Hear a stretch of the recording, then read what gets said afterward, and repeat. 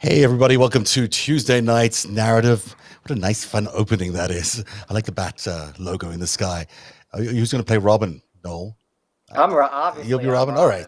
Robin. So can you believe, I was watching Donald Trump's favorite congressman, Matt Gaetz, on Fox News last week, confessing to a whole lot of crimes just because there was a scandal that broke in the New York Times saying he was involved with some 17-year-old. I've never seen someone run to a camera as quickly as Matt Gaetz did last week to talk to Tucker Carlson and reveal whatever he did.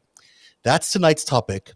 And we've got a superstar cast tonight, don't we? We've got you, obviously, Noel Castler, the one and only, is here, but also Melissa Jo Peltier, the filmmaker, is here, and Andrew Laufer, the brilliant lawyer, is here to help us navigate everything about Matt Gaetz. And all of that is coming up in just a minute from now. I was away for a couple of days for the first time in over a year. It was such a good opportunity to be on the road, and it felt so good. It also gave me a chance to catch up on no less than 8 books in one 2-hour drive. And that's because I was using this incredible app called Blinkist. It's hard to find the time to sit down and read and learn more. So when you don't have that free time, you can't read or work on your personal development. That's really annoying. Blinkist is really unique, and it works on your phone, your tablet, or your web browser. Blinkist takes the best key takeaways, the need-to-know information from thousands of nonfiction books, and condenses them down to just 15 minutes each that you can read or listen to. Right now, for a limited time, Blinkist has a special offer just for our audience. Go to Blinkist.com/reach. Try it free for 7 days and save 25% off your new subscription. That's Blinkist, spelled Blinkist. Blinkist.com/reach to start your free 7-day trial. And you'll also save 25% off, but only when you go and sign up right now at Blinkist.com/reach. Well, there you go. Hi, everybody. Welcome. Andrew Laufer, how are you doing tonight? I'm doing well, Zev. How are you? I'm great. It's great to have you here tonight. And the lovely Melissa Jo Peltier. Did I say it with enough of a French accent there? I think it's Peltier. Close enough. How are you? It's so nice to have you on the show. I've been dying to have you on for so long, and here you are. I'm thrilled. I'm very, very flattered and honored, especially to be with Andy and Noel. And Andy, I know. Noel, I've wanted to know, so I'm glad.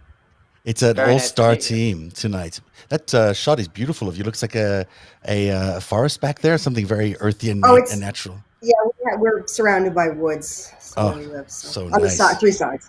How nice is that? Yeah, so cool. On the docket today is none other than Matt Gaetz. Did you guys see him last week on Tucker Carlson? Like an hour after the New York Times revealed that he was involved in human trafficking with possibly a teenage girl. He shows up on Tucker Carlson and reveals a whole lot of things about the case that no one was really even asking him, just sort of like every detail you could imagine.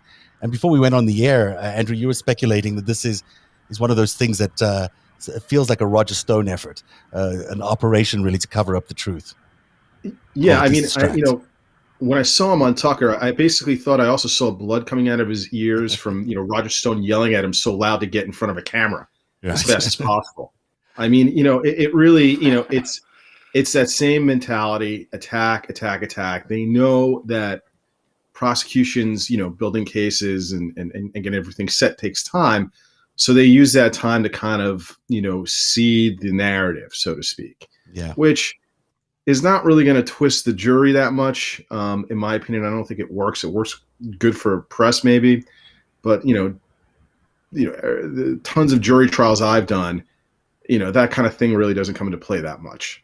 It might stop it getting to trial because he's not even yet indicted, right? He's just they're just investigating. So it might convince them to sort of lay off if he can throw enough chaos or confusion or other elements in the way, which he seems to have done, just to try and get out of this.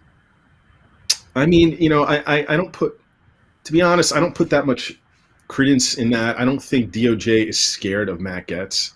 No. Merrick Garland. I don't think anybody working there is intimidated by this guy.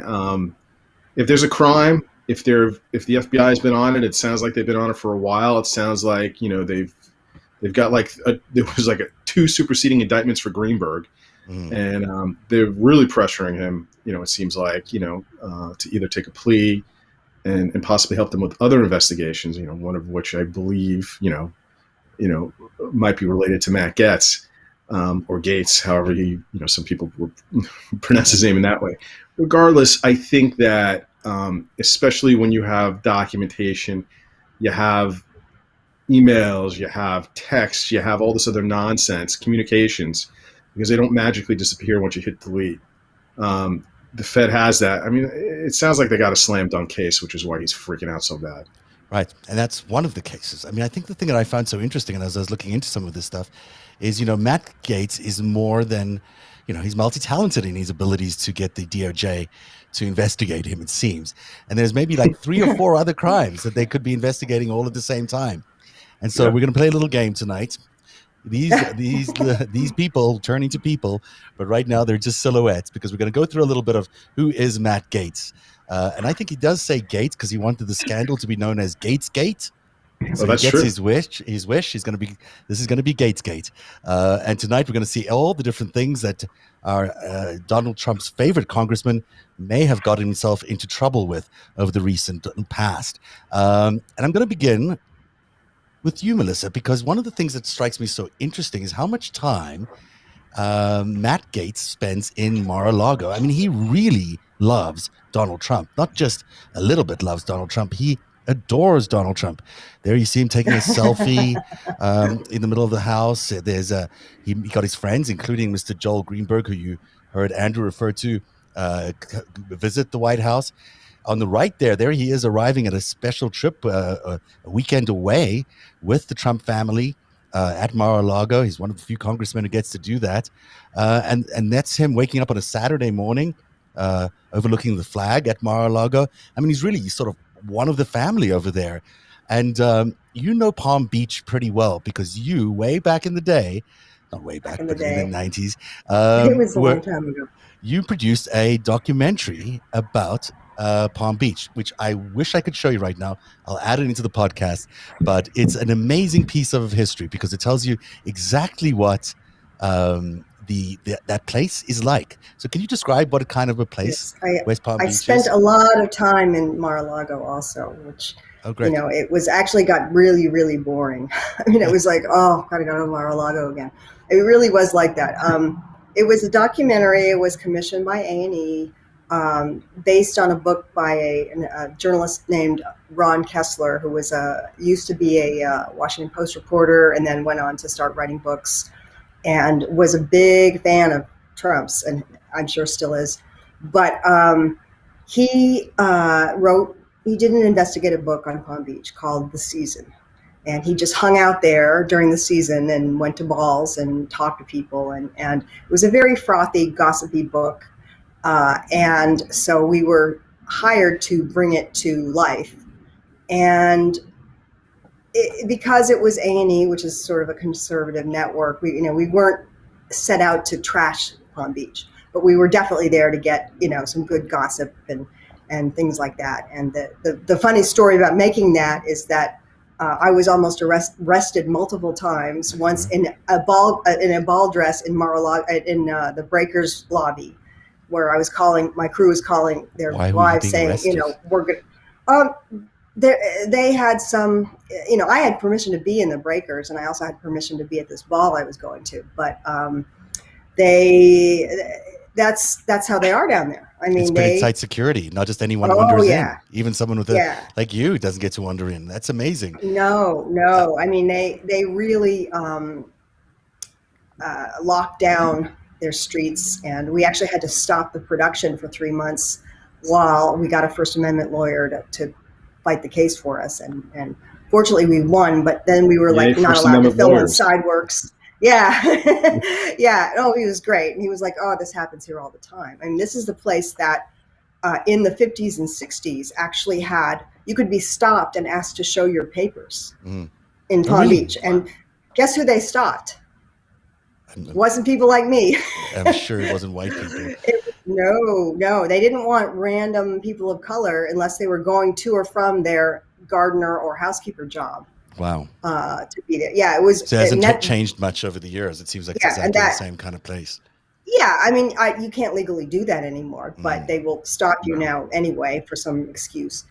But no, it's a really, really racist and anti-Semitic place. And lots of really wealthy people. I mean, you can't imagine the density Outrageous of wealth there. I mean, I only know it because of the Jeffrey Epstein investigation we did, and looking at that small, tiny little section of the world has so many famous people in it who are so spectacularly wealthy, yet they still find time to complain and be all sort of uppity about it. Oh, it's a bubble. It's a complete bubble, Palm Beach, and. The funny thing about the documentary was Trump was actually one of the good guys in the documentary, because when all the old money shut us out, we got a couple old money people that we were able to interview, but mostly new money, of course, welcomed us because they see a camera and they love it. And that was Trump. And that was in 1999. And I looking back now, I realized that because I was told that I was going to be able to interview him for 5 minutes and that he wouldn't shake my hand and, set up here, just interview him and then he's going to walk out. Well, I interviewed a lot of people, hundreds and hundreds, and flattery is part of the job. And so I sat down and started to flatter him, and we went 45 minutes and I ran out of things to say to him. I really did. And he didn't want to stop. And so the next thing he says is, well, you guys have to come to my golf course. I'm doing a thing at my new golf course. It just opened. So we had nothing to shoot because we were being stonewalled by everybody else in Palm Beach. So we went to his golf course. We went to his fashion show, and it was interesting. And I have always said he was very gracious to us, but he wanted something from us. This is before Apprentice. This is between many bankruptcies and Apprentice. But I realize now that was the first golf course he bought with cash. So that must have been around the time. And he'd only been dating Melania 9 months. So that was around the time, I think, that he really got in deep with Russia. And they started giving him cash to launder. What year was that, do you think? Do you remember the year? That was 1999. Yeah, that makes sense. Because I remember the millennial happened in the middle of me filming this. Yeah, I think throughout the 80s and 90s, he sort of started getting closer and closer to all these characters. And then, got more and deeper into I think the first attempt to bring him in as an asset was in the 80s, in the mid-80s. Late 80s, 87. But then, by the time 1999 came around, for sure. Well, he was, he was desperate. He couldn't get a bank in the U.S. to touch him. Right. But suddenly he was rolling in cash again. Yeah. And the reason he made Mar-a-Lago a club was because he couldn't afford it. I mean, it wasn't because he wanted it, because, the way he presented it to us was, I had this great vision of this club that would allow anybody, they could be Black, they could be Jewish. Yeah. And, I'm so liberal and everyone hates me for it. And that wasn't really the reason that it became a club. He really told you that he was so liberal and would accept everybody. That was his selling point. Well, everybody who could afford $100,000 a year plus $300,000 a year for the golf membership, plus all the other fees that they stack on there, which are in the hundreds of thousands. Anyone who could afford it. So he calls it a meritocracy. That's his whole thing. That Palm Beach is a meritocracy, and I even got him to say at the end of the show this line where he says, "I'm not impressed with people who are members of the Luckey Sperm Club." I only like people who've earned their money, which is so ironic. But he sees himself that way, and I believe he believes his own myth. And Noel, your experience of Donald Trump is like a bookend to what Melissa went through. So, does he still ring true, the same kind of person, or did he evolve? Absolutely. I could listen to Melissa Joe talk all night, because that's and that's around the period he came in my radar too. It was the late 90s. But that meritocracy thing, if he had been accepted by Maidstone, for example, in the 80s out in East Hampton, Amagansett, he wouldn't. It wouldn't have been a meritocracy. He was shunned by old money. And he was shunned by old money in Palm Beach. And still was on Palm Beach. They hated him. Exactly. Because, like you said it so well, and they still hate him. Camera. Of course they do. You know these people. I know these people. The last thing they want is attention. Real old wealth. No, the ultra risk. They had no need for it. Yeah, they've had money for so many generations, and they're not the ones with the glitzy. There's a thing in Palm Beach you can see in the documentary which totally stunned me. This is well past the age of shoulder pads. But women wear such big jewel encrusted brooches. Who wears a brooch anymore? Right. Well, these women do, but they're so big and jewel encrusted, they wear them on their shoulders. Wow. That's where they wear them. So you'll see a big pin on somebody's shoulder. On top of a giant shoulder pad.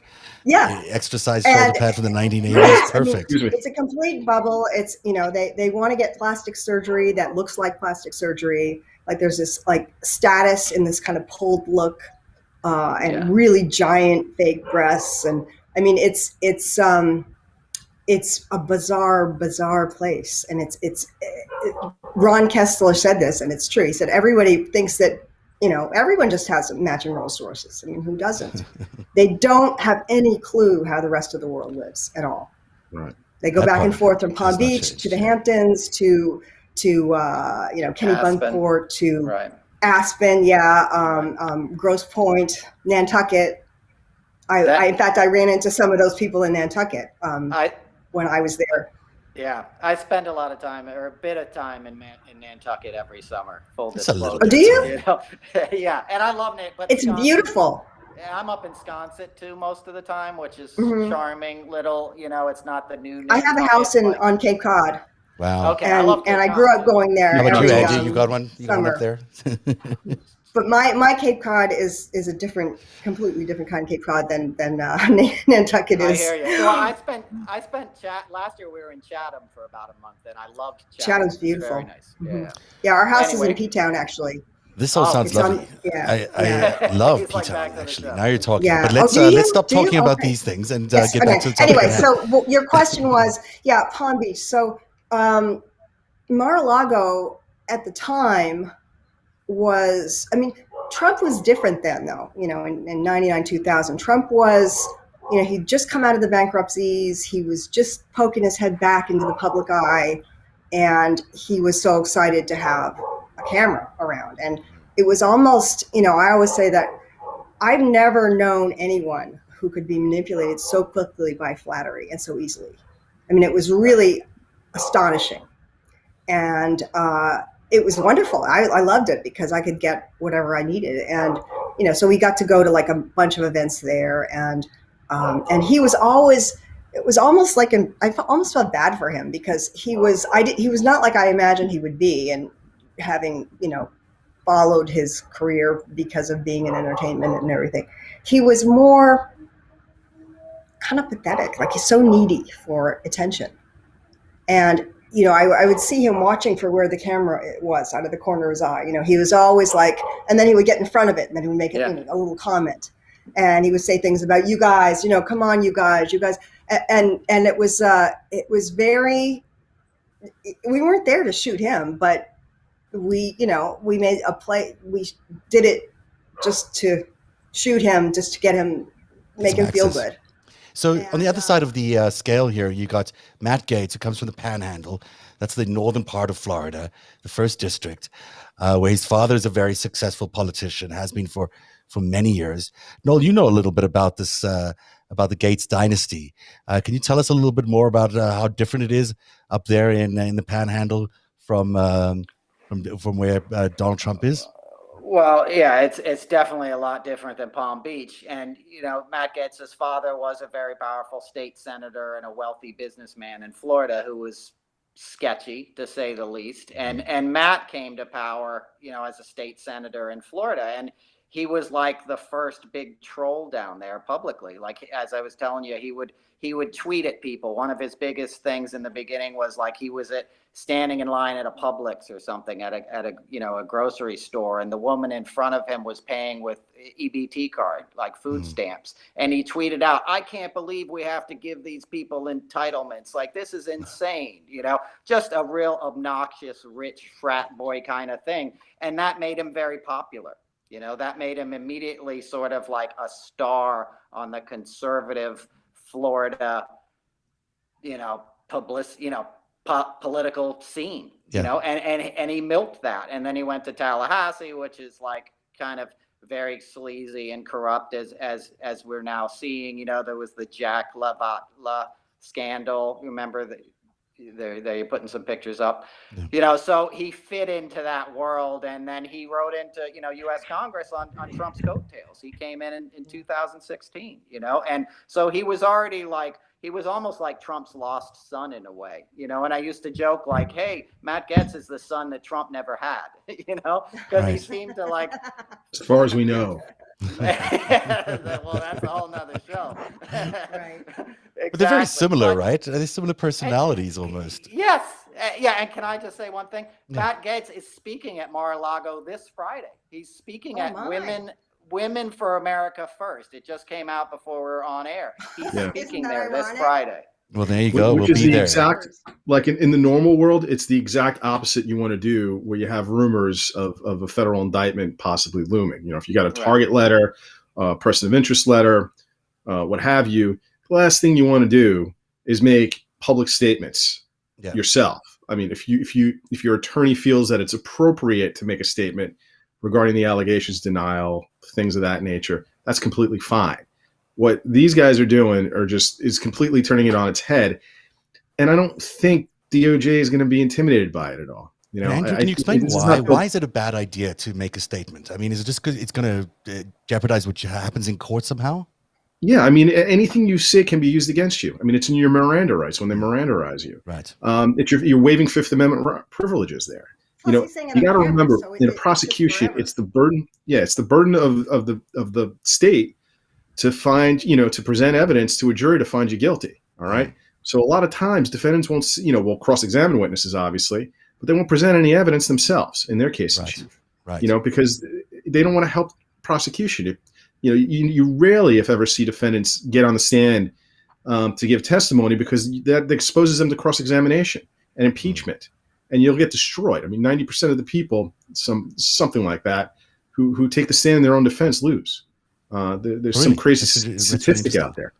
You just want to keep your mouth shut. Now they're doing a lot of not keeping their mouth shut. Yeah, they're really it's like, I've seen Roger Stone, make statements, and people have interviewed him and what have you, and he is of the Roy Cohn mentality. Trump picked that right up. Is you attack your attackers. Doesn't matter if they may have an ironclad case. You attack your attackers. You hit them in the nose. You counterpunch. And that's the big thing with these guys. The thing is that will get you maybe some press momentum, but from a legal standpoint, it's going to do nothing. I mean, once that jury's impaneled, okay, in federal court, state court, whatever, and I see this every time, they're going to listen to the judge. They're going to listen to the both sides' arguments. They're going to listen to the judge, and they're going to be scared about violating any of the rules that the judge may have. And 99% of the time, maybe not 99, maybe 95% of the time, juries get it right. All right, because they hear all the evidence. They deliberate for days, sometimes weeks even, and then they come up with a verdict. And it's usually right. Sometimes it's not. Sometimes you got to appeal, but those are usually finer points of legality that you would appeal, whether the judge mistakenly let some evidence in, or if your attorney is a complete, fool and really just didn't know what they were doing, like inadequate counsel, or whatever it may be. But from a practical, from a apprentice, TV, reality show type thing, what they're doing is that. And it's not what you want to do. It's not what you want to do. No one should take pointers on how to defend themselves from criminal charges by these clients. And it wouldn't work for most people. Maybe it'll work a little bit for them just because they are who they are. Now, there's a great little. They're looking at the court of public opinion, and they think that's a more important court. Mm-hmm. Yeah, right. Well, certainly if they can cause enough chaos. If they can throw so much mud in the air. Right, exactly. They can lie, and no one will know anything, and then they're counting on the public opinion to rescue them. So it's Trump. Right. They set the public narrative. They're not under oath, so there's no penalties of perjury. You put them under penalties of perjury. You put them under oath. You'll see how quickly things change. Or if it's a civil suit, you see what Dominion's done, to all these, lunatics that were saying, there were all these things going wrong with their machines, which is insane. You know, I mean, there was nothing wrong. There was no evidence of that. And now you see all these, you know, like the Kraken lawyer backtracking. You know, the Kraken is now calamari. You know, and you know, the Dominion's ready to eat.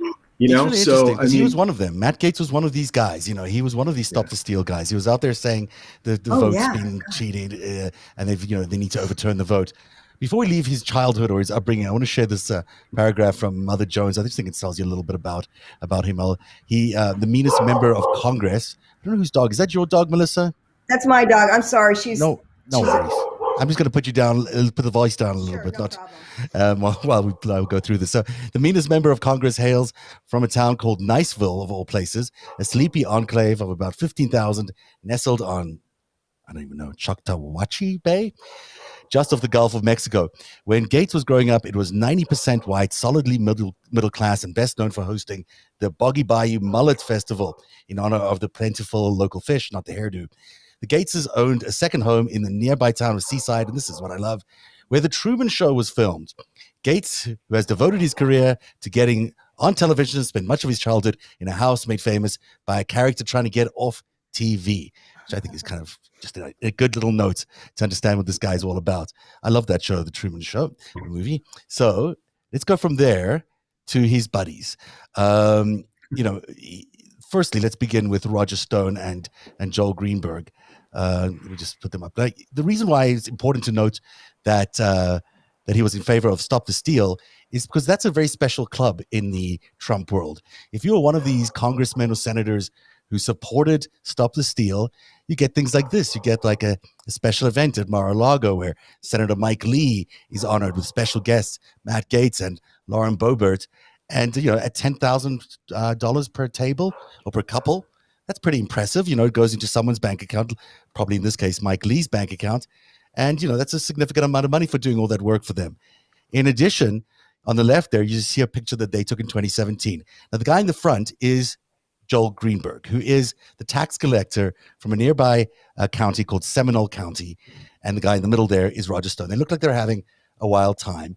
And it's between Matt Gaetz and Joel Greenberg that we've discovered there is a deep friendship, maybe, where they are actively having these wild parties on a regular basis, which it seems to include possibly, allegedly, I should say, underage girls and boys. Now, we don't know that for sure yet. That's obviously the allegation that's being put out there, although it does seem like there's some evidence around there. Now, Greenberg himself is really fascinating because he is if he's a tax collector in a county. I don't even know how you get to be a tax collector in a county. I think you get elected in Florida, and there's basically like 6 county officials, like the mayor and the election official, and then a tax county official, and then a sheriff and one other person. And in that job, you have a lot of responsibility for income and outgoing expenses. And he committed so many crimes while he was a tax collector there between 2014 and 2017. It's kind of stunning. I'll just show you some of them because there's, you can go through this entire list. I don't know if you can read that. You probably can't. But there's this is from the local newspaper over there that said this is just some of the headlines we've had in the recent past about him. So he used to impersonate a police officer, mostly to pick up women, it turns out. He was a thief until his last day because he used to steal IDs that were lost or handed into the office and then use them to register Bitcoin accounts so he could mine Bitcoin on their behalf.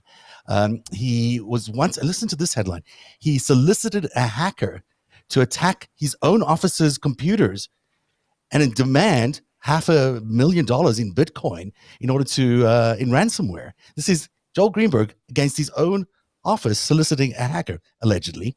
What else he's got here? He also had a database to look up the minors in case, the ones that he would invite out to these sex parties. So it's a pretty wild list here. I can't even go through so many of them. But the other interesting things that he did is he paid $384,000 of the state's money to buy body armor. And in addition to the body armor, unspecified weapons, ammunition, as well as a drone with thermal imaging capabilities. $394,000. Can you imagine that?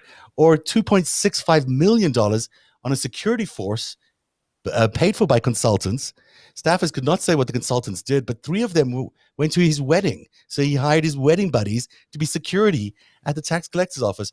And one more, $90,000 in creating a cryptocurrency mining center in the office. Bought all this equipment so they could mine Bitcoin, basically, in a locked office in his office. The money, who knows where the money went to? Maybe the Bitcoin went back to the state, but in all likelihood, it went into his pocket. And a $15,000 sprinkler system that could be turned on in order to get all the petitioners who are trying to get to the tax office to go away by sprinkling them with water. So overall he's just nice trying to collect guy. the taxes. That's all. He's just trying to collect taxes. Just looking for your taxes. Just an honest guy. And he's Matt Gaetz' party bud. You brought up the Bitcoin thing. Yeah. He's allegedly mining Bitcoin on the Seminole County's dime. Yeah. Because it takes a lot of electricity to do those mathematical computations. Yeah.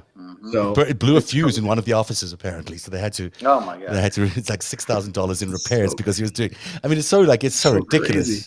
It sounds like a Showtime, movie, TV series. It sounds so ridiculous, and yet here it is. This is just the reality of this guy in 2017, as recently as 2017, and his best friend is Matt Gaetz. It's like all these clowns are just trying to overwhelm law enforcement with crimes, so they can't get to all the crimes they've committed to hold them accountable for. So they're overwhelming law enforcement. I joke around about that all the time, but it almost seems like that's the case. They just keep going and going and going, double down, double down, double down. And that's what their mentality is. There is an element of these guys just feeling like they're just, above the law and never going to get caught. I mean, I think that's it. I think it's more to just create their own reality that they're beyond the law. Mm-hmm. To push it. And, that's a fraudster thing that fraudsters do is, the more they're in plain sight, the more ordinary people who would never do those things think, oh, he couldn't be doing it because he wouldn't be doing it openly. Yep. It must be okay. And that's a very Trumpian, that's a Trumpian playbook. He comes at you with so many things. James Zirin wrote a book about the 4,000 lawsuits he had before he became president, Really? And 4,000? 4,000 lawsuits he was involved in, and it's that same way, like Andy just said. He comes at you with so many things that you get distracted. Look, as he's president, he did that. How many people were overwhelmed by the news cycle that you couldn't pay attention to all the little things? Mm-hmm. Nobody paid attention to like him trying to have the FBI building not replaced because he didn't want it to affect his hotel things, or all the Secret Service charges at his golf clubs, all these things that David Farenholt was covering for years. Most people aren't even keeping up with because there's just so many things he's throwing at you. And like Melissa Joe said, he does a lot of it in plain sight. A lot of Trump's sleight of hand is like, he didn't just do that in front of me, did he? You're right. And he'll tell you he's doing it while he's doing it. Right, exactly. That's like Steve Bannon's theory of just, flooding the zone with garbage. That's the mentality. You overwhelm the good people of our country and law enforcement and everything. But I have a feeling, time's up for Joel, at least. You think things are going to come to a head. They got to. If you have someone that has the guts, the wherewithal, the political political guts, the willingness to go after someone like that, he'll go down. It's just the will to do it. They just need to do it, and they'll take him down.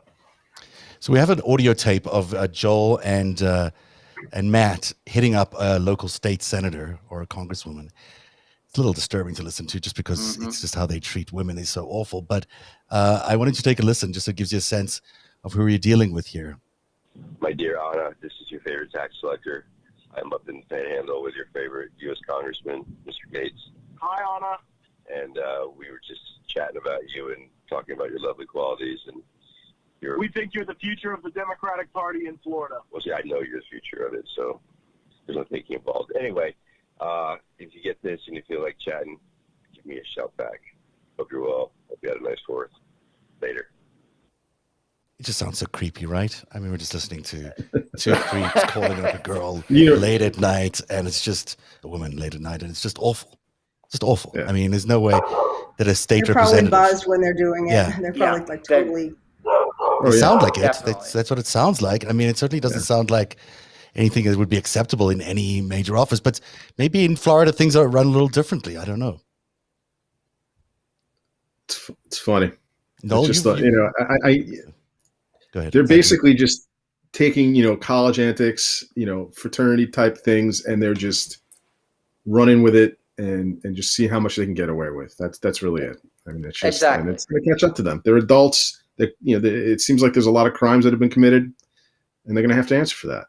Now, none of this is actually, I mean, the stuff that Greenberg did is criminal, but this kind of phone calling, this kind of picking up women, it might be, distasteful, but it's nothing illegal, right? So there's nothing, no, of course not. There's nothing that's fine. They're just trying to hook up. That's all they're trying to do. Yeah. And that apparently is still legal in the United States. So it is. Yes, it is. So then what else is going on in his world that is making it so difficult for Matt Gaetz? Because why would you go on TV and say all these things? I'm going to play you a couple of clips from his interview with Tucker Carlson. And then afterwards, I'm going to point out a couple of interesting parts of that. I just have to quickly move some screens around here. So give me 1 second while I do that. And then this is, so we'll listen to like 3 different ones. This is, let's just take them in order. Here he is talking about these allegations just 2 hours after we first heard about them in the New York Times. Horrible allegation, and it is a lie. The New York Times is running a story that I have traveled with a 17-year-old woman, and that is verifiably false. People can look at my travel records and see that that is not the case. What is happening is an extortion of me and my family involving a former Department of Justice official. On March 16th, my father got a text message demanding a meeting wherein a person demanded $25 million in exchange for making horrible sex trafficking allegations against me go away. Our family was so troubled by that, we went to the local FBI. And the FBI and the Department of Justice were so concerned about this attempted extortion of a member of Congress that they asked my dad to wear a wire, which he did with the former Department of Justice official. Tonight, I am demanding that the Department of Justice and the FBI release the audio recordings that were made under their supervision and at their direction, which will prove my innocence and that will show that these allegations aren't true. They're merely intended to try to bleed my family.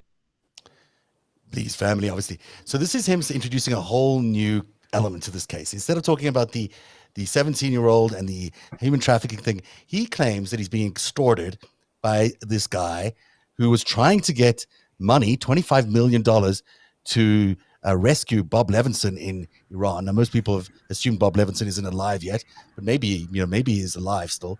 And that he was trying to extort $25 million from Matt Gaetz and his father to do this operation. And he was threatening them with the exposure of this 17-year-old sex scandal. So, Andy, let's take you're the lawyer here. Why don't you tell us what you think he was trying to do there, and also whether that was advisable in any way whatsoever? Well, I mean, this goes back to what we were discussing before. It's about setting the narrative, changing the track that things are on. I'm assuming it's made up, but who knows? Bob Levinson thing. It's real because the guy was on CNN the next night. I'll play you that in a bit. But still, it's real in the sense that the person exists. It may not be real that it came from a legitimate source. Right. And the thing is, if you're working with the FBI, okay, on a covert operation or whatever you're doing there, you're not, it's one of the first things they're going to tell you is you can't tell anyone what you're doing. Okay. If you blow if you go public with this, it's going to blow up the entire investigation, and we're not going to be able to prosecute the people that are trying to, extort you. Or commit this crime. So I think that let's say what Mr. Gaetz was saying was true. He just committed obstruction of justice. Wow. Okay. Right. He just totally blew up an FBI investigation. Right. All right. So, let's assume that. Let's say what he's saying is false. That video of Tucker Carlson is going to be played during his criminal trial for impeachment purposes to destroy his credibility. Mm-hmm. So either way, he screwed himself.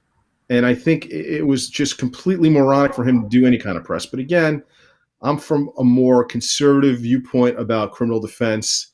that everyone needs to follow if they're in trouble, as opposed to this Roger Stone-esque type of thing they do, and which I think has an end. It's got an expiration date, in my opinion. It is very confusing to hear him on TV, though. I mean, I must say, I listened to that interview a few times. It's like, what's he actually saying? Because the allegation is about him trafficking this teenage girl, and then all he does is he talks about this extortion scheme, which at that point wasn't even known. So, when Tucker Carlson ended the interview, he was like, that is the most confusing thing I've ever done. Yeah. To believe. But he was talking about having dinner with Tucker and one of the women or something. Yes, it was got that. Crazy. Got that yeah, he wanted to drag Tucker into it so he'd show up. Twice. Twice. Yeah. I'm going to play that in a second. What I want to do is just play you this one clip from the guy who did the extorting, or supposedly did the extorting. Now, he did this with Cuomo on CNN. I think it was last night. Maybe it was the night before. So let's take a listen to that one. I won't play the whole thing, but it gives us a sense of what this guy's like. No, because I didn't have any details about his son. I stopped him immediately and explained that this was not an extortion attempt. And I said, look, this is a legitimate offer to help rescue Robert Levinson. I showed him the 2 videos that I took last summer, or that my team took last summer of Robert Levinson. I explained how we tried to rescue him in July. And said, look, I said, that operation fell apart. I lost 4 people. I said, we had no budget, but we believe there's an opportunity to get them out from the top down this time, but it would cost quite a bit of money. Now, you put a lot of this in writing, which would have been very dumb, especially for somebody with an intelligence background if you were trying to extort. You say the FBI has contacted. Have they made it known to you that you are under investigation for extortion? They have not. They brought me in to discuss the situation, and I am cooperating. When you say the situation, what situation? They asked me about the meeting that I had with Don Gaetz. Did they also ask you about what you knew about the congressman and his behavior? They did. And I told them the same thing I told you. I just heard rumors about the congressman. I didn't have any specifics about his behavior. I hadn't seen any videos about him or pictures about him. But I did hear rumors about his activities. I'll ask you about that in a second. Let's go to the direct proof here so you can explain it. Mr. Gaetz, text message from you. I would like to talk with you immediately about the current federal investigation and the indictment that is about to be filed against your son. I have a plan that can make his future legal and political problems go away. You sent that text message? I did, yes. Why did you put it that way, that there was an indictment about to be filed against his son, and why did you tee up the legal problems? Matt Gaetz was in need of, if the allegations are true, he's in need of some goodwill from the government. I'm in need of a sponsor to fund the rescue project. Saying the indictment that is about to be filed. Yeah, he just goes on and confirms that he didn't intend to extort him. Now, this guy seems kind of real to me. I mean, doesn't he? He looks like he's right out of Central Casting. I want to play him. Right? He'd be great. I mean, he just seems like the real deal. Like, he seems like this, he's some sort of operative. He's been he said something probably out of place. He shouldn't have been so explicit about what was going on. But it could be that they were looking for $25 million. Later on in the interview, he says they've done it before. And the last person I know they did it with was with Oleg Deripaska, who was under indictment. And they got him to pay $25 million to try and get Bob Levinson out. So it's not out of the realm of possibility that, somewhere within the intelligence community, someone came up with this idea of let's go get some money from Don Gaetz. I just don't know if it's official, and it certainly was not intended as an extortion thing. Maybe it was just like a nudge. It's just insane. I mean, this whole thing, it just smells horrible. Yeah. I mean, if Bob Levinson's alive, why do you need some sort of outside contractor to go in and get him? I mean, maybe that's my ignorance from IC, but I would imagine, our IC would if Levinson is rescuable, quote unquote, they would do what they have to do to get him. I can't imagine. All right, well, whatever. I mean, it's hard to tell. But the point is, as a defense, as Matt using that as his defense, they're trying to extort my dad. that doesn't preclude there being an indictment in really bad things that they were trying to cover up. Both things can be exactly. true. One has nothing to do with the other. Yeah. It's just crazy. I mean, this is what I'm talking about. I mean, this is just deflection, obfuscation. It's just everything to kind of just move the attention away from what suddenly went out, came out public and makes them look real bad. That's really it what certainly does look like they're conflating two separate events, and they're doing it in order to. I mean, why would you go on TV if you're trying to keep something hidden? Why would you then go on TV and tell everyone about it? If the reason you took the extortion meeting in the first place was to keep this thing quiet, why go on TV the next day and then say, these are all the things we did while we were being extorted for? It just doesn't. It doesn't compute. I mean, unless they're just front facing because it's going to go public anyway. Someone's going to break it. If they got a call from a reporter and suddenly they're like, "Oh shoot, we better get out, get ahead of this thing." So then, who knows? Go ahead, Noel. Well, it's also like, they learned from Trump saying Russiagate's a hoax and stuff. If you put your own, lies out there faster and more frequently than the truth, it becomes the truth to a certain amount of people in this country. And I think that there's a commodification of that. I think that they're like, hey, as long as enough of these guys believe me, I'm scot-free. As long as enough guys believe go. Yeah, and Fox News, the people that are trying to convince are siloed information anyway. So their spokespeople are telling the story that they want their people to believe, and getting ahead of it. And somehow, but even on Fox News, Tucker Carlson didn't understand his logic, which was kind of funny. And I think they were doing that on purpose. So there's a third possible thing that they're looking at here. And Gaetz sort of lets this slip by accident. When he's talking about that girl or the woman, that Tucker Carlson had met over dinner, he mentioned something about that. And I'm going to play you that clip. Now, this is not the same woman who's involved in the 17-year-old allegations. Oh, it isn't. This is a separate woman, although it doesn't sound like it in the interview. And so I thought he just got engaged. Well, that's exactly what we were going to, and because that certainly factors into the whole story. But let's let me pull it up here quickly. This is maybe he was misspeaking here. Maybe not. I only know what I've read in the New York Times. I can say that actually you and I went to dinner about 2 years ago. Your wife was there, and I brought a friend of mine. You'll remember her. And she was actually threatened by the FBI, told that if she wouldn't cop to the fact that somehow I was involved in some pay-for-play scheme, that she could face trouble. And so I do believe that there are people at the Department of Justice who are trying to smear me, providing for flights and hotel rooms for people that you're dating who are of legal age is not a crime. So did you catch that? The pay-for-play thing? That is not the same as any of these other crimes. So the FBI is obviously investigating a pay-for-play scheme as well involving Matt Gaetz. And I've got 3 different things potentially involving Matt Gaetz all at one time. And, the buzz around, well, Andrew, why don't you talk a little bit about just the how stupid it is to go on TV to say this kind of stuff?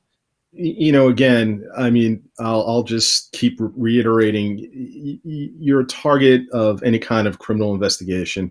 The best thing you can do for yourself is keep your mouth shut and lawyer up. And that's it. Right. And he just is doing it wrong. That little bit that you just played was very interesting. I didn't catch that the first time around. I saw that. And, they could be using this, salacious, these salacious sexual allegations as another way to deflect from potential bribery, situation that he may be involved in. I thought he was trying to kind of threaten Tucker Carlson there. He was in terms of all these things at one time. I'm like, wow. Yeah, no, that was clear. Yeah, that there was something going on there. And again, we're not dealing with the brightest bulbs when it comes to dealing with criminality. Sure. We saw that with Trump. We're seeing it with the rest of these clowns. Well, yeah, and all his receipts that he was going to ATMs and using Venmo and it's all the mistakes you don't want to make. Audio tapes, exactly. It's just everything's electronic. It's just all traceable. They just they probably didn't think they were doing anything wrong, and they clearly were. But maybe there is a pay for play thing that's kind of serious. Maybe this was just all to shed some, to do a big distraction, distract people away from focusing on what might be the real investigation. And Melissa Joe, you are so smart because you mentioned his wife, his soon-to-be wife. He is marrying none other than this guy's sister. So if those of you who follow technology and the world of like Facebook and all of that, this name will not be unfamiliar to you. Palmer Luckey is the guy's name. He's the guy who invented the Oculus virtual reality glasses. Facebook bought his company for $2 billion, then $3.5 billion. He left in a bit of a stink because, he's a racist and he's a GOP racist. And now he works for his new company, which is all about building drones and a secure border, in terms of a virtual secure border. So imagine the southern border would be just policed by drones and AI, and would be stopping people from crossing over just by stopping them because they're drones and can identify them. So this is what he does. He's spectacularly wealthy and spectacularly crazy. People have pointed out to me as well that he has been known to associate with Chuck Johnson, and in addition to Chuck Johnson, Steve Bannon. So there you see him way back then with those guys. I mean, these are the dirtiest of dirty tricksters. And it turns out that during that year that he and that Matt Gaetz was dating Luckey Palmer's sister, let's pull up a timeline here. Ginger Luckey is her name. So they sort of met in March 2020. But in October 2019 was the first move by Oculus, by the new company that Luckey runs. I forget the name right now, but Luckey's company makes all these drones, and it wants all the Chinese drones taken out of the U.S. market. So they convinced the Interior Secretary to ban all the Chinese drones from coming into America because they said they were spying on Americans. No proof of that, but it seems like a competitive advantage. Then in March, Palmer and Matt meet at Mar-a-Lago. And then by May, Matt is already lobbying on behalf of his brother-in-law's or future brother-in-law's company.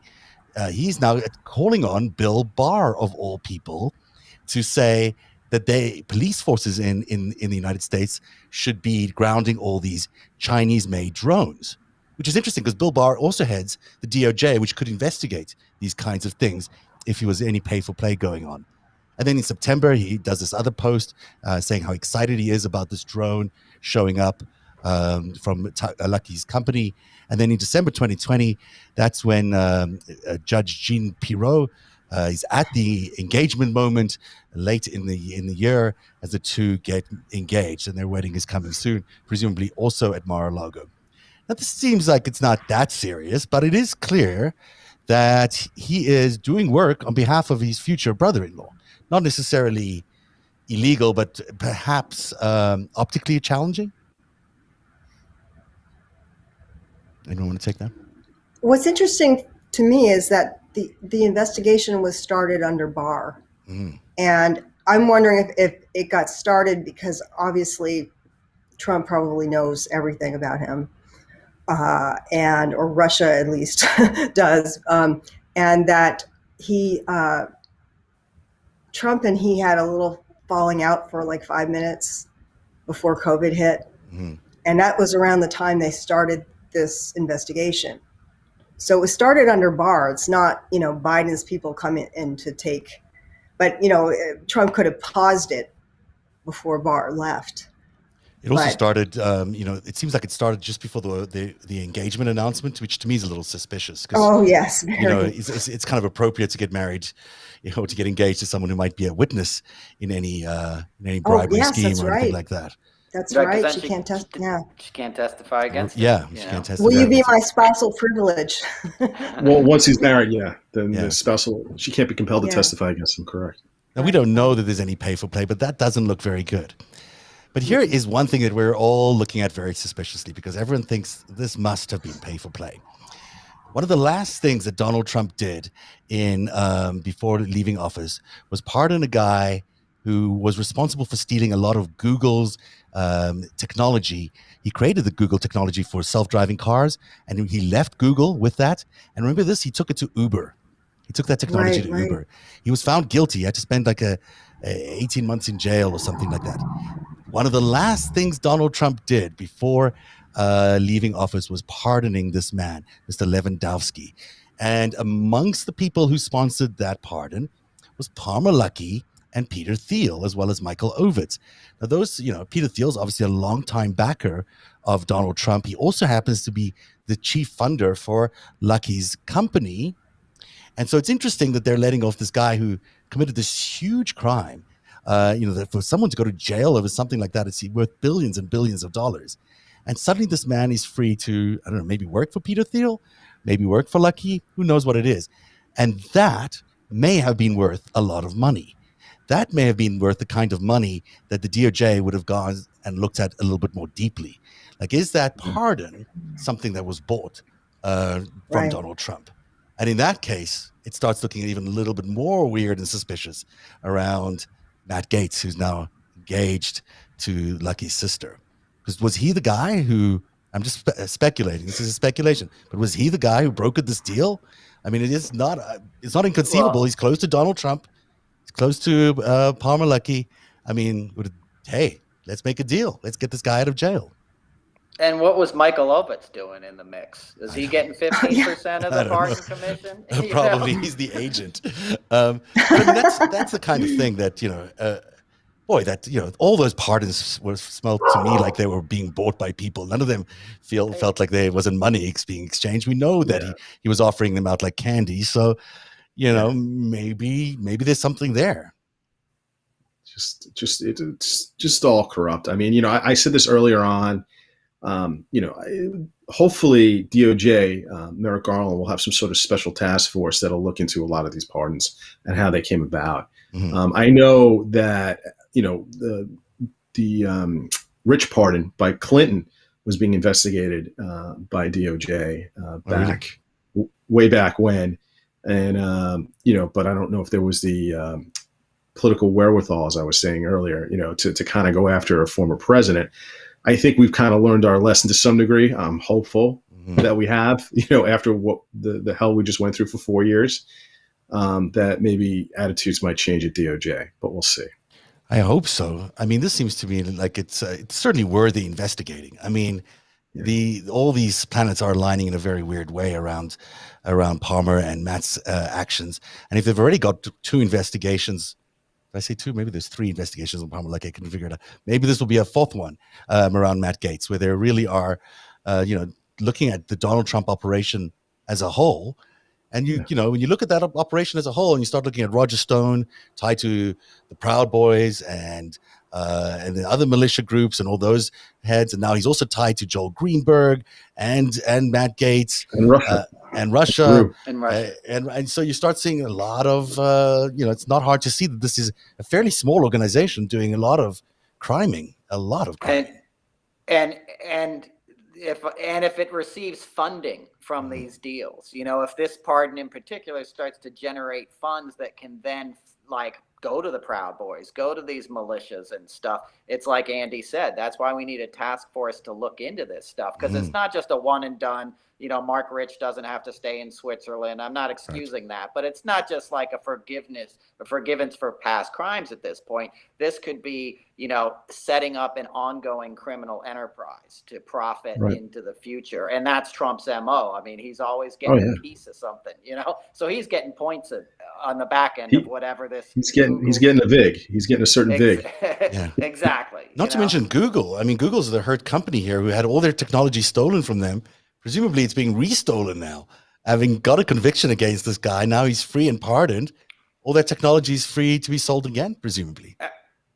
Absolutely. And let me just say one more thing. I read tonight, again, right before we came on air, that Facebook and YouTube were now going to lift their bans on Trump. So he was going to be able to do these shows and things like that again. So the technology plays into all this as well.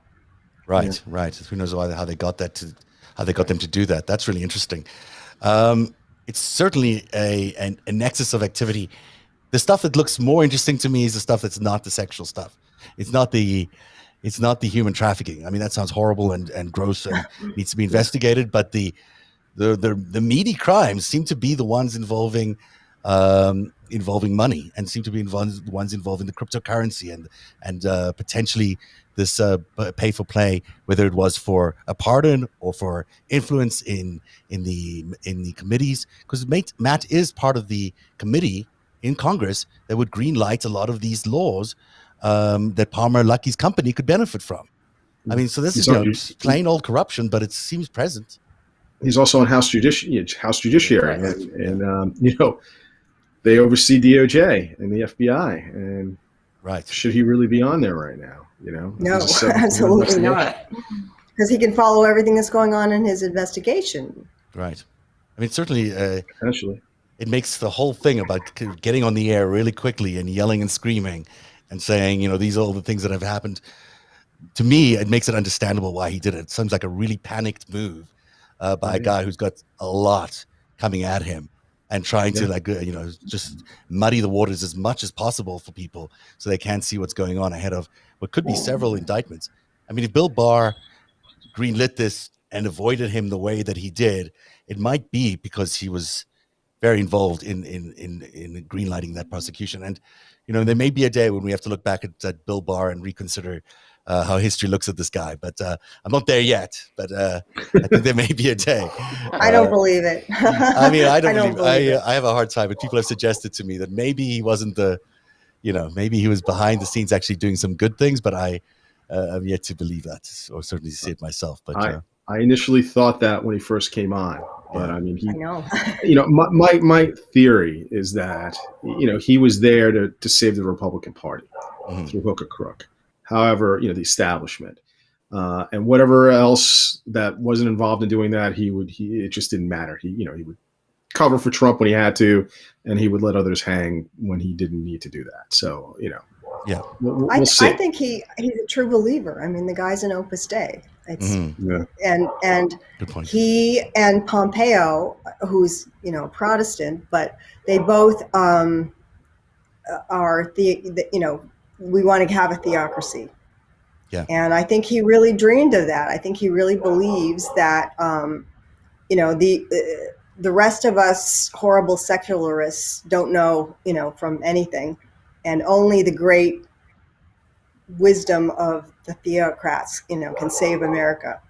And I think they believe it. I really do. I think either they believe it or they are using it as the best excuse they have for repressing a whole a race of people. That seems to be the only way that they're either that's just what they're using because they think it's the only way out of this demographic crunch that they're in. But it sure is it's one of those two. Neither of them are very palatable. So wouldn't it be much easier for them just to create some policies that help people, just one or two? I know. Right. This is like they're taking the hard way to saving their party, and I don't think it's going to work. It's about power, and they don't have any type of platforms, and the people that are giving them money don't want any of that. If they had liberal backers who believed in the rule of law and a number of other things, we never would have had Trump as president, or he would have been impeached or removed. So you got to think about, again, with a lot of these crimes. With much of them, you just have to follow the money. Who's giving who what? Where's it coming from? Who's funding these PACs? That's really where we can find out, where we can get to the meat and bones of this. Yeah, it's an excellent point. Yeah, it's interesting that there's so much fear put into the minds of this party and its members that it's been possible for them to survive. That there's no option for them. That regardless of what they do, the other demographics, the other races are going to come and take their place, and it's the end game for them. Meanwhile, that's just not true. None of that is actually true. All BS. It's just all they're projecting. They're projecting their own, guilt at discrimination onto everyone else. And the truth is, there's a lot of people who are not like that. And I think this is something that's true of Trump, Noel. He can't imagine somebody doing something for the love of it. Right. If there's no money in it, you're a chump. Mm-hmm. Like you can imagine somebody having a passion beyond money. And it's like these people, they can't imagine people having higher ethics and higher aspirations than power, money. Because he sees it as a zero-sum game. Everything's binary to him. And we saw when he was with John Kelly at John Kelly's son's graveside at Arlington, he was like, I don't get it. What's in it for them? You know? Why would you go fight in a war for some ideal, you sucker? And so it's a great point, Melissa Jo. And like Andy just said, there is no platform. We watched the Republican convention last August. There was no policy. There was no structure. There was no vision. It was about personality. It was about Trump's personality. The best is yet to come. Right. And it was a TV show. It was a reality show. Absolutely. Really scared that they're actually taking baby parts together in a room and they're going to come to your town. And they're going to do this. And if you just wave enough flags and send us enough money, we'll protect your way of life. And it's packaged in the way of a reality show, which is like designed to manipulate you. There's always that tension, the music and you're looking like something bad's about to happen. Like, the cliffhanger. Right. It's, before you go to commercial. Exactly. Right. And there's always, there's always this conflict in the third act. We're not going to finish the house on time, and then they do, right. I know, and it's all manufactured also. Right, exactly. Because real policy, like Andy said, it requires study and work and policy wonks, and it's not up and down. It's this. It's steady progression. That's what lifts up societies, and all boats lift with that kind of progress, but it has equanimity to it. It has everybody involved, and it has compromise, which we've lost. There used to be great that we had a conservative wing and a Democratic or a more liberal wing, because you want to meet in the middle. If you did everything I wanted, everybody would never work and you'd sit around and paint all day. You know what I mean? And that probably wouldn't be the healthiest thing for a society, so you need somebody to say, hey, we're not going to spend all that money. Everybody doesn't get an electric guitar for Christmas, but the point is it's checks and balance. I said that for Andy. He's a metal guy. So but that's right. But also, I think that you can't just have one worldview, because you can't make everybody have your worldview, and it's stupid to try to do it. So that's why you have to make your arguments, and somewhere you meet in the middle, and it's actually my lawyer said this is the best compromise is one where everyone walks away unhappy, but not that unhappy. That's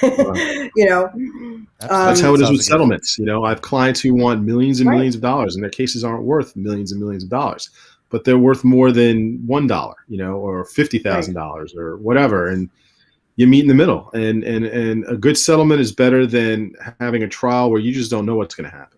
Absolutely. Right. And you're going to spend $500,000 just on the trial.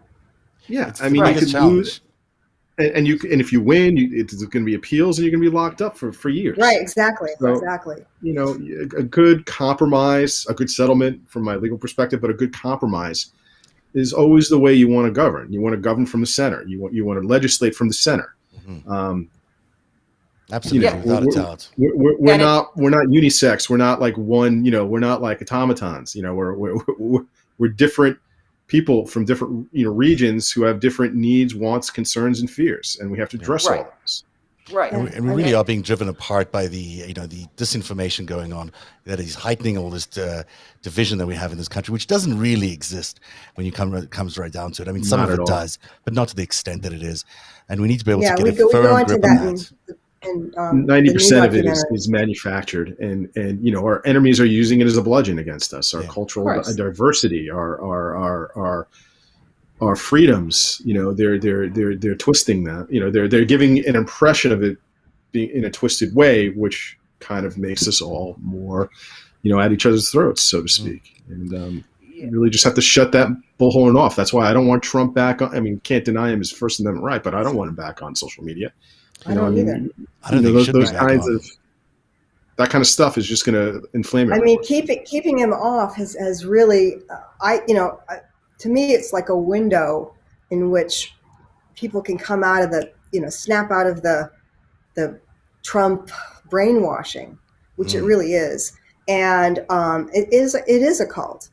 And we go into that quite a bit in our documentary. And tell everyone about your new documentary that is coming out in the future. We don't have a date yet. Yes. Tell us a little bit about what it's called and what you did.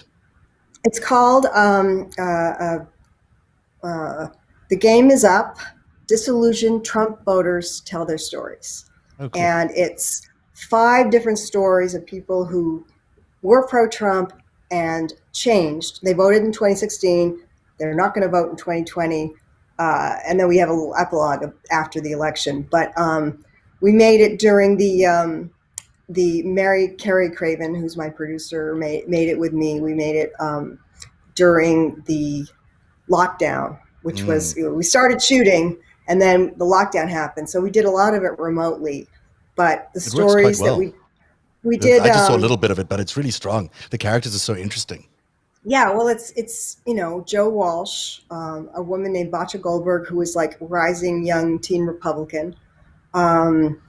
David Weissman, who everyone here knows from Twitter. He was a Trump troll. He was a true believer.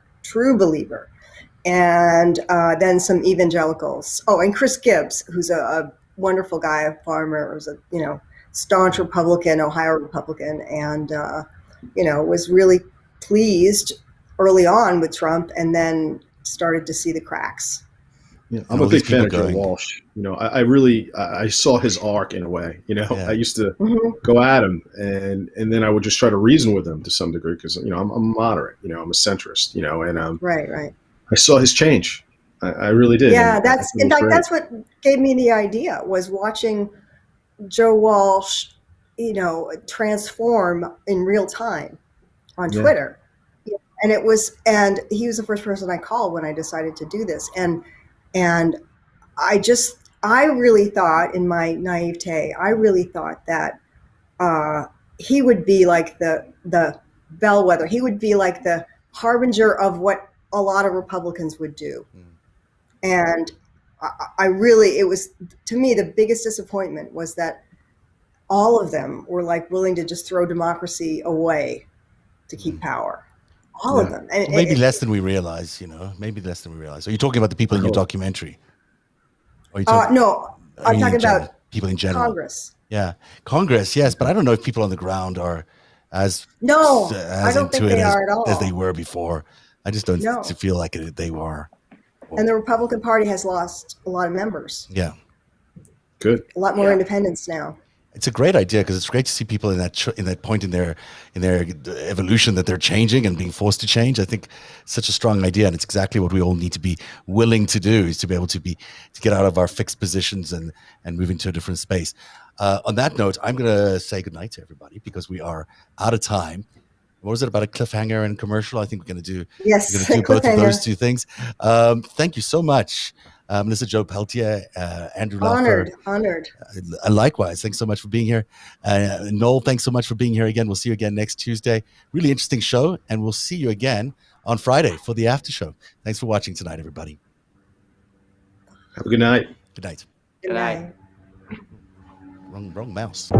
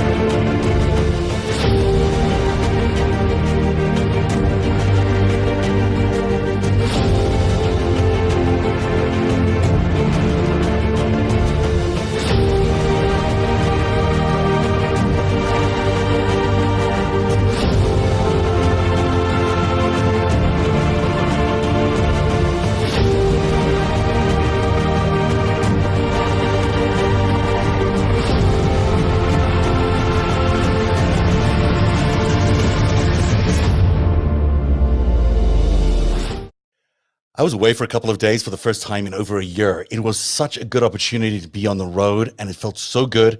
It also gave me a chance to catch up on no less than 8 books in one 2-hour drive. And that's because I was using this incredible app called Blinkist.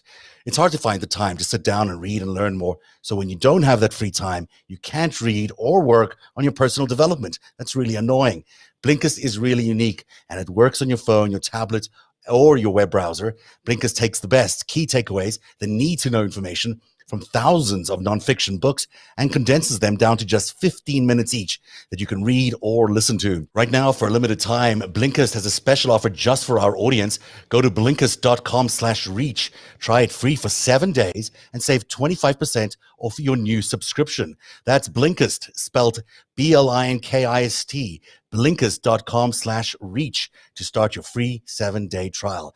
And you'll also save 25% off, but only when you go and sign up right now at Blinkist.com/reach.